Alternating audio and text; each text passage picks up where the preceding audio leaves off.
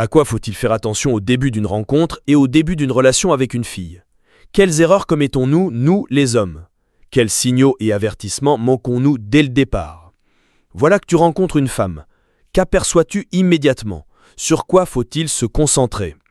Premièrement, les retards. Elle est toujours en retard, premier rendez-vous, deuxième, troisième, elle te fait attendre. Si la femme n'a ni appelé, ni écrit, ni prévenu, c'est un signal. Il n'y a déjà plus de respect. La compensation commence déjà à tes dépens. Elle augmente sa propre valeur, t'implique dans l'attente, te place sur une vague dopaminergique. Chez nous, la dopamine se libère dans l'attente. Et elle crée ce pic, en l'associant à sa personne. En d'autres termes, elle t'ancre à un haut niveau de dopamine lié précisément à elle. C'est pourquoi la première chose à observer, ce sont les retards systématiques et l'absence d'un simple avertissement. Deuxièmement, l'initiative. Nous, les hommes, disons souvent « je veux de l'initiative », j'attends de l'initiative de sa part. Mais parfois, la femme est trop entreprenante. C'est elle qui décide. Quand, où, pourquoi. Allons là-bas. Aujourd'hui, nous allons ici. Elle appelle elle-même, elle écrit elle-même. Après le premier rendez-vous, peut-être que tu n'as pas été emballé, mais elle insiste. Allons là-bas, allons ici. Une telle initiative se transforme facilement dans un scénario extrêmement défavorable pour toi. D'après mon expérience, à travers mes consultations avec des clients, voilà comment cela se présente. Ces femmes trop entreprenantes présentent très vite leur famille, s'installent rapidement dans la maison, laissent leurs affaires, s'intègrent dans le cercle intime. Puis tout aussi vite, elles prennent seules la décision de tomber enceinte. L'homme se marie parce qu'il se croit honorable. Il n'en avait pas vraiment envie, mais il fallait. Et ce n'est pas qu'elle lui plaisait énormément, mais simplement qu'elle a tout fait elle-même. Ici, elle a décidé, là encore, et tes décisions n'ont été prises en compte nulle part. Au final, tu te retrouves aspiré dans une vie de famille. Un enfant naît, tu n'as pas eu le temps de réagir qu'elle est déjà de nouveau enceinte, de sa propre initiative. Tu comprends toi-même comment ce scénario se déroule le plus souvent. Rien de bon. La question de la séparation et de la catastrophe dans une telle famille n'est une question de temps. Pourquoi ? Parce que dès que tu commences à résister à cette initiative totale, que tu redresses les épaules et dis « non », tu reçois une opposition brutale. Et si tu cèdes complètement l'initiative en pensant « eh bien c'est ainsi, je suis tombé sur une femme chef », ces chefs se lassent très vite. Elle se dit qu'elle a trouvé un faible sans initiative et aussitôt elle commence à t'en faire reproche. Pourquoi ne peux-tu pas dire non? Où est ton non? Es-tu un homme ou pas? Les vrais hommes ne se comportent pas ainsi. Réfléchis avec ta propre tête. Tu ne comprends donc pas par toi-même. Tu ne peux pas prendre de décision. Tu n'assumes pas de responsabilité. En suivent reproches, culpabilisation, manipulation. Ces relations se brisent elles aussi très souvent. Bien sûr, il y a toujours des exceptions. Mes abonnés et mes clients me le rappellent sans cesse. Moi, je connais d'autres cas. Tout peut arriver. Mais nous parlons ici de la moyenne, de la température moyenne de la salle. Selon mon expérience, c'est exactement cela. Les femmes trop entreprenantes, qui prennent immédiatement la relation en main, finissent par épuiser. Si tu n'es pas d'accord avec ce scénario, remarque-le tout de suite. C'est autre chose si tu fais partie de ces hommes complètement absorbés par le travail, la science, et qu'il t'est commode de penser qu'elles prennent toutes les décisions, vivons comme ça. Alors, tu choisis consciemment ce modèle. Mais malgré tout, ouvre l'œil. Troisièmement, l'intrusivité. La femme est trop envahissante. Elle appelle elle-même, écrit, ne lâche pas, bombarde de SMS, envoie des photos et des images. Immédiatement, pot de clat. On s'en lasse vite. Et si la relation continue et va plus loin, elle commence à isoler. Elle s'accroche tellement qu'elle vient à fusionner et à violer tes limites. De tes frontières, elle expulse tout. Il ne reste plus qu'elle. En conséquence, l'atmosphère devient étouffante. Comment cela se manifeste-t-il dans la vie quotidienne ? Une insistance excessive. Tu n'as rien demandé, tu n'attendais rien, tu es déjà fatigué, et pourtant c'est sans fin. Comment ça va ? Que fais-tu ? Quel est ton état d'esprit ? Qu'as-tu mangé ? Qu'as-tu fait ? À qui as-tu téléphoné ? Où es-tu allé ? Des appels sans fin. De plus, elle vient à ton travail. De plus, elle vient chez toi. Et je connais aussi de tels cas. L'homme vient à peine de faire connaissance, il y a eu un seul rendez-vous, il n'avait pas prévu de poursuivre la relation, il a laissé échapper par hasard où il travaillait, et la femme arrive sur son lieu de travail, se comporte comme s'il formait déjà un couple, comme si c'était son homme. Et le pauvre ne sait plus où se mettre. Et ensuite, l'initiative de sa part prend de l'ampleur, et tout le reste suit son cours. Maintenant, allons plus loin. Que faut-il encore observer au début d'une relation ? La rapidité avec laquelle une femme tend vers la fusion. Voici à quoi cela ressemble. Il y a eu 1 ou 2 rendez-vous, même pas de sexe, et elle t'appelle déjà « mon chéri »,« mon amour »,« mon tendre », et voilà que commence cette proximité qui ne devrait pas encore exister. Elle commence à te donner des avances. « Bonjour mon amour, comment ça va mon tendre, mon chéri ?» Et c'est là qu'il faut se méfier. Psychologiquement, tout est simple. Une personne rembourse les avances qui lui sont données. La femme t'appelle « mon amour » et toi, inconsciemment, tu commences à essayer de correspondre à cette image. Tu veux déjà répondre à ses attentes, être gentil, être aimé, être généreux, être le meilleur, alors que tu n'as encore pris aucune décision concernant une relation sérieuse. Seulement un rendez-vous, 2 rendez-vous, et déjà « mon tendre, mon amour ». Ainsi, sans que tu t'en rendes compte, tu es happé dans la relation. Bien sûr, il existe des histoires où c'est réciproque, où tout coïncide et dès le premier instant tout est clair. L'homme et la femme ne se quittent plus. Nous avons tous entendu parler de telles exceptions. Mais justement, ce sont des exceptions. Dans la vie ordinaire, de telles avances rapides doivent alerter. Ensuite, l'opposé de l'insistance, c'est lorsque la femme disparaît soudainement. Hier, elle répondait tout de suite, elle était vive, émotive, toujours en contact, et puis soudain, elle disparaît. Une demi-journée, 1 jour, 2, 3, et puis elle réapparaît. Cela s'appelle plus près, plus loin. Elle te fait osciller émotionnellement. D'abord tout proche, tout va bien, et puis disparu. Tu subis une chute hormonale brutale. D'abord un haut niveau de dopamine, les hormones du bonheur, puis une chute soudaine. Tu commences à réfléchir, qu'ai-je fait de mal, où me suis-je trompé, quelle en est la cause, et l'importance de cette femme dans ta tête grandit rapidement. Nous apprécions ce que nous perdons. Voilà pourquoi elle provoque volontairement de petites pertes. Ou par exemple, elle répond à tes messages 2, 3, 5, 6 heures plus tard, voire après une demi-journée. Si cela n'est pas lié à un travail où il est impossible de se distraire, elle n'est pas chirurgien en salle d'opération, ni opératrice devant un pulpite, alors ce n'est pas une question d'occupation. Soit ton importance pour elle est faible et elle répond quand elle s'enchante, soit c'est aussi un élément de manipulation. Dans les 2 cas, cela doit alerter.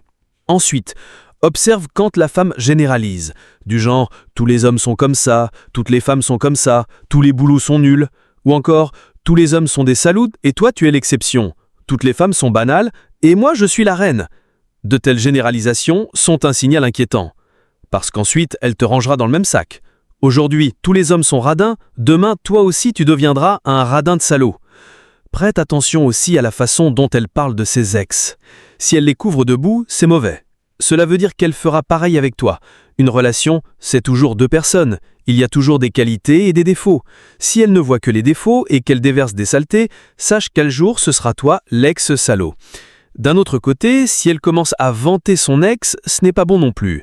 Il était tellement bien, il m'achetait des choses, il m'offrait des cadeaux, il m'emmenait, il organisait des surprises. Et en même temps, elle ajoute « mais c'est moi qui suis partie parce que je ne l'aimais pas ». Ça paraît honnête. Mais en réalité, elle te pousse à la comparaison.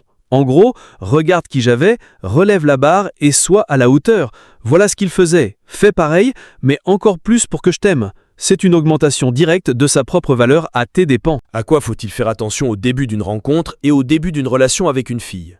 Quelles erreurs commettons-nous, nous les hommes? Quels signaux et avertissements manquons-nous dès le départ?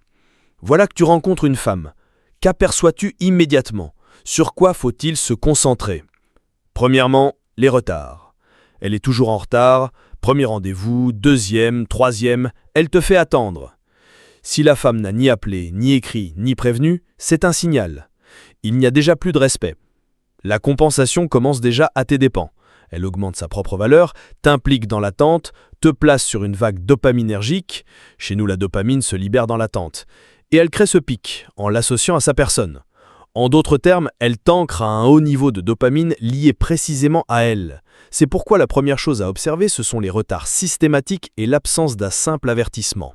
Deuxièmement, l'initiative. Nous, les hommes, disons souvent « je veux de l'initiative »,« j'attends de l'initiative de sa part ». Mais parfois, la femme est trop entreprenante. C'est elle qui décide. Quand, où, pourquoi. Allons là-bas. Aujourd'hui, nous allons ici. Elle appelle elle-même, elle écrit elle-même. Après le premier rendez-vous, peut-être que tu n'as pas été emballé, mais elle insiste. Allons là-bas, allons ici. Une telle initiative se transforme facilement dans un scénario extrêmement défavorable pour toi.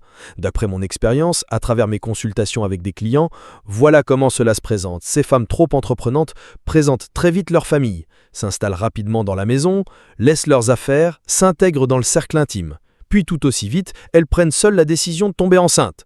L'homme se marie parce qu'il se croit honorable. Il n'en avait pas vraiment envie, mais il fallait. Et ce n'est pas qu'elle lui plaisait énormément, mais simplement qu'elle a tout fait elle-même. Ici, elle a décidé, là encore, et tes décisions n'ont été prises en compte nulle part. Au final, tu te retrouves aspiré dans une vie de famille. Un enfant naît, tu n'as pas eu le temps de réagir qu'elle est déjà de nouveau enceinte, de sa propre initiative. Tu comprends toi-même comment ce scénario se déroule le plus souvent. Rien de bon. La question de la séparation et de la catastrophe dans une telle famille n'est une question de temps. Pourquoi ? Parce que dès que tu commences à résister à cette initiative totale, que tu redresses les épaules et dis « non », tu reçois une opposition brutale.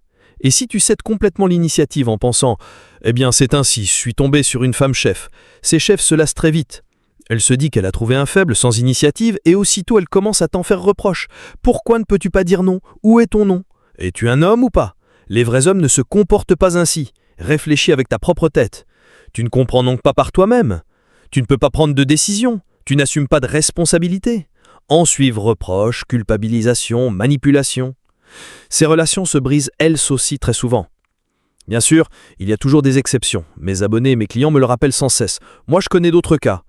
Tout peut arriver, mais nous parlons ici de la moyenne, de la température moyenne de la salle.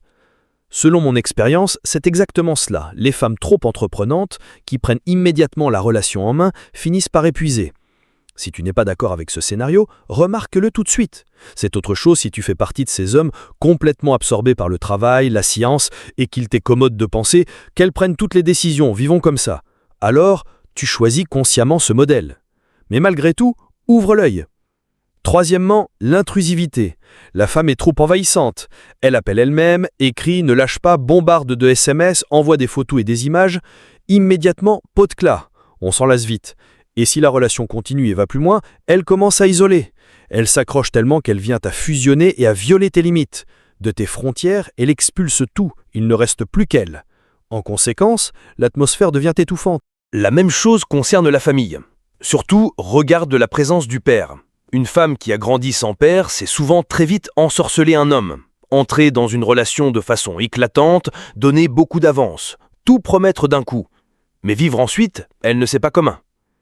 J'en ai vu beaucoup comme ça. Elles entrent dans une relation de manière brillante, puis cela devient ennuyeux, inintéressant. Elles ne savent pas comment interagir avec un homme dans la vie quotidienne. Pendant la période des fleurs et des chocolats, tout est super. Hormones, émotions, attention. L'homme est aimé, apprécié, respecté. Mais les hormones finissent inévitablement par diminuer. Le quotidien entre dans la relation. Et là, c'est la chute. Elles ne savent déjà plus comment se comporter. Les reproches commencent. Tu es devenu différent. Tu es devenu ennuyeux. Tu donnes peu d'attention. Il me manque des émotions. Elles ont besoin d'une fête constante. Mais la vie ordinaire, elles ne la comprennent pas. Que l'homme ait simplement besoin de rentrer à la maison, de se détendre, de s'allonger sur le canapé, de ne penser à rien, cela leur est incompréhensible. Elles s'attendent à ce que l'homme les divertisse tout le temps. Et quand ce n'est pas le cas, elles pensent que l'amour est parti. Et c'est là que commencent les accusations et la dévalorisation. Et encore un point. Regardez les programmes familiaux. Le père de la femme et le grand-père du côté maternel. Parce que l'homme s'insère presque toujours dans son programme familial. Si le grand-père était soumis ou alcoolique, le père pareil, ton destin très probablement sera similaire. La fille a intégré ce scénario et va le rejouer sur toi. Observe comment la grand-mère remplissait le programme maternel, comment la mère l'a poursuivi. Si cela se répète de génération en génération, le programme est solide et on va t'entraîner dans ce même scénario. Si le grand-père était un homme fort, si le père est normal, si même le beau-père était un homme adéquat dans la famille, alors très probablement la fille aura la même vision de la relation avec un homme. Observe comment la mère et la grand-mère traitaient leurs hommes. Avec quel état d'esprit communiquaient-elles avec eux ? Avec respect, confiance, demande, ou bien avec manipulation, reproche, en mode « tu dois, tu es coupable, tu n'es pas à la hauteur, tous les hommes sont des salauds ». C'est aussi un signe pour comprendre quel scénario t'attend. Là-bas, je ne sais pas, ou c'est mauvais, rentrez à la maison. N'attends rien de bon d'elle. Regardez, il faut aussi prêter attention aux valeurs de la famille. Si dans la famille il y a des traditions, s'ils se réunissent ensemble, s'il y a une atmosphère un pour tous et tous pour un, c'est un système fort, soudé. Cela veut dire que pour la femme, la famille a vraiment de l'importance. C'est un bon signe.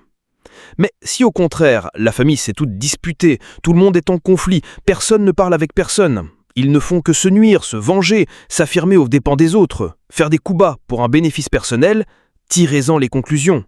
C'est tout autre chose.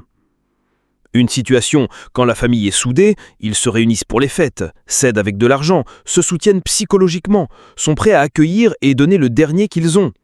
Une autre quand chacun est pour soi, où il n'y a pas de chaleur, seulement des conflits. Une femme qui a grandi dans le contexte de solides traditions familiales, c'est une toute autre histoire. Ensuite, efforcez-vous de regarder tout de suite la fille est-elle plus ou moins. Cela se voit tout de suite dans ses réactions. À quel point elle est susceptible, réceptive, comment elle communique avec les gens, même de tels détails comme sa façon de parler au serveur, au vendeur, au téléphone. Se comporte-t-elle de haut, condescendant, agressivement? Elle attaque? Est-elle constamment mécontente de quelque chose? Rien ne va? Très souvent, les hommes racontent. Au début de la relation, ils sont allés avec une fille dans un restaurant, rien ne lui plaît. Ils sont allés dans un autre, la même chose. Un troisième, toujours pas ça. La nourriture est mauvaise, les serveurs sont des idiots, le public n'est pas le bon.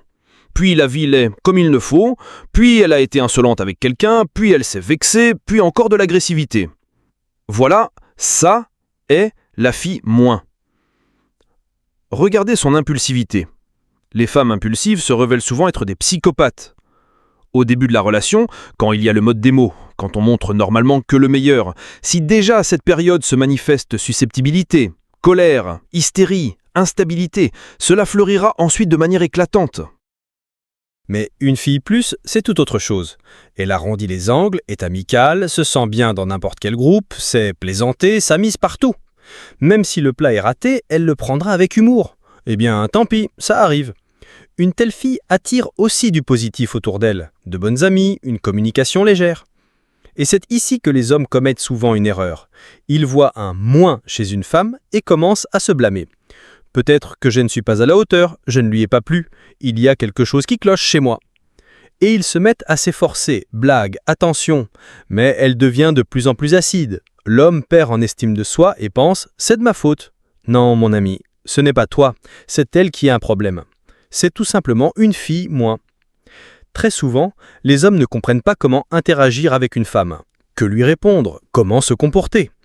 Et c'est là qu'il est important de maintenir une position masculine ferme, parce qu'une femme cherchera toujours à vous tester. Toujours. Pour savoir, est-ce bien l'homme qu'il faut? Est-il assez fort? Correspond-il à mes attentes? Par défaut, la femme fera ce genre de vérification. C'est pourquoi la relation doit se construire à partir d'une position masculine ferme. Un point important maintenant. Si dès le début de la relation, la fille commence à poser des conditions, les premiers jours, les premières semaines de rencontre, et déjà elle dit « si tu vas là-bas, moi je n'y vais pas. Si tu ne fais pas ça, je pars. C'est moi ou tes amis. Si tu ne viens pas avec moi, j'y vais seul. » C'est inacceptable, c'est de la violence, c'est de l'agression. Et avec le temps, cela ne fera que s'accentuer. Très souvent, les hommes se trompent eux-mêmes. L'essentiel est de la faire entrer dans la relation, et après je l'éduquerai. Après, elle sera différente. C'est une énorme erreur, personne ne change après. Regardez aussi comment la fille passe son temps libre, quelles sont ses habitudes.